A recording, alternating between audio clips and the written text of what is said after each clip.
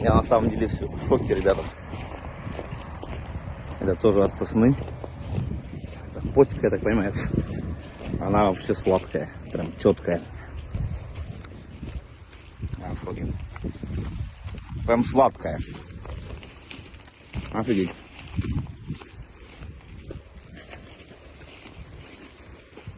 Это пальчик. На, почистить.